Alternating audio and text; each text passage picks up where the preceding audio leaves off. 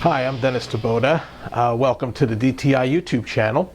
Today we're going to take a look at the system approach to quality or safety.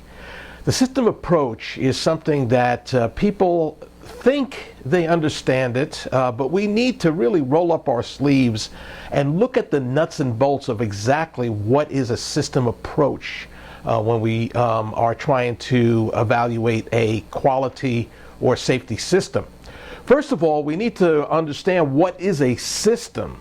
All right, and a fellow by the name of Kuru Ishikawa, way back in the early 1950s, was examining through the Japanese Union of Scientific Engineers exactly what affects processes and systems. And through his work, he has quantified some areas that were actually solidified by Dr. W. Edwards Deming back in the late 1950s, where we have now defined what a system is. First of all, we need to understand that a system is actually a series of processes. You have processes throughout your company from the beginning to the end.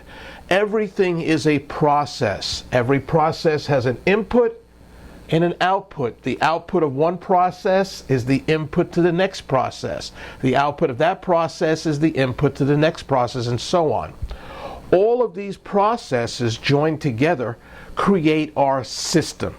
Our system is what we are evaluating. That is what we need to understand in order to affect good changes that will actually improve our product or service.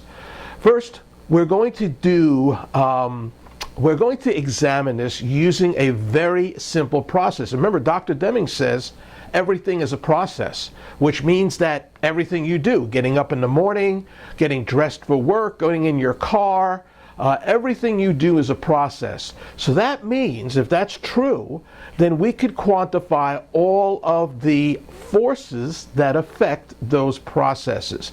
We're going to do that using a simple process of brushing your teeth.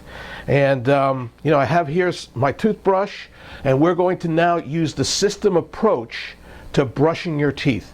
Number one, you have to first find out what is the output you want. The output is what you are desiring from that process. All right, now by affecting the process, we are affecting the system. The output of a process is the quality level which you have defined or have been defined by your customer. In the case of brushing my teeth, my output is I want to have beautiful pearly white teeth that are clean. All right, that's my goal. So how do I approach the system or process of brushing my teeth? Well, first we have to quantify the forces that go into brushing your teeth. The first force that we're going to take a look at, I'll write this down here, forces. The first force we're going to take a look at is machines.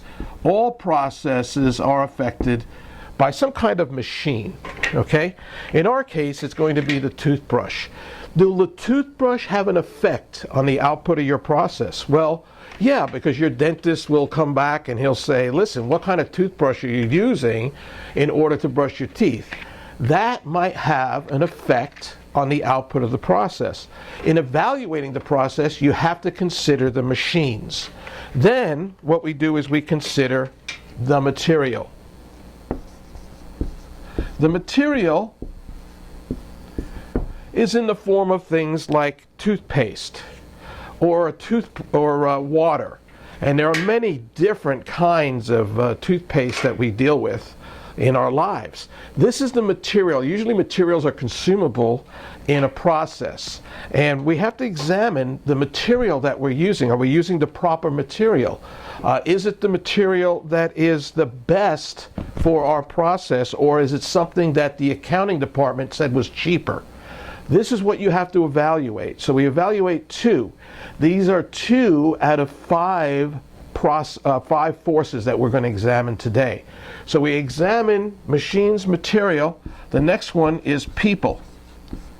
That's, of course, me. I'm in the process of brushing my teeth. Am I trained to brush my teeth? Have I had experience in doing that? So that's where we have to consider that also in evaluating the process. We have machines, material, people. Then we have methods. Methods is how you brush your teeth. Do I brush my teeth up and down, sideways, whatever the procedure is in brushing your teeth, that's what you use. So I'm going to put over here procedure, because that's what the method is, the procedures in brushing your teeth. Of course, this is one of the main forces we focus on when we do corrective action of our processes or system. And then finally, we have environment. Now, environment has several subcategories to it. When we think of environment, we think of the bathroom, which we're brushing our teeth. But it also could be a pressured environment. Are you pressured to brush your teeth? Are you under some kind of time constraint? Is there some kind of supervisor that is affecting your job function? So when we look at a system, we have to look at all of those 5 forces. And Dr. Deming says these forces are interactive. What does that mean? That means the toothpaste you use will affect the way you brush your teeth, or the environment you're in may affect the machine, or the machine may affect how you brush your teeth. You have a bad toothbrush or whatever, you don't like it, it affects the way you perform that process. The procedure, maybe we don't have a proper procedure, therefore it's affecting my output, or how the environment affects, or the material might affect environment, or material might affect the people. If I get a toothpaste I don't like, or something like that. Now, this was a very simple explanation of the system approach to process analysis. Remember now, if you're in aviation, anything that's a process has to be evaluated using these 5 inputs. Dr. Deming also uses measurement, because how we measure a process also affects its output. But these are the main ones that we need to examine in figuring out our system approach. So in fixing an aircraft, you look at machines, material, people, environment, and methods. The procedures, the actual tools, the training of the people. We take a look at the materials that we are given.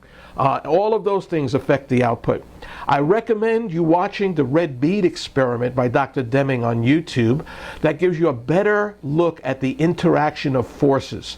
So the system approach to process improvement, process analysis, process control is to understand the interaction of forces between all of those factors that affect the output. By changing one of those forces, you now can put a process out of control. We evaluate the process first using the forces that are given us. Then, once we gain control, we now have a means of predicting what the output's going to be.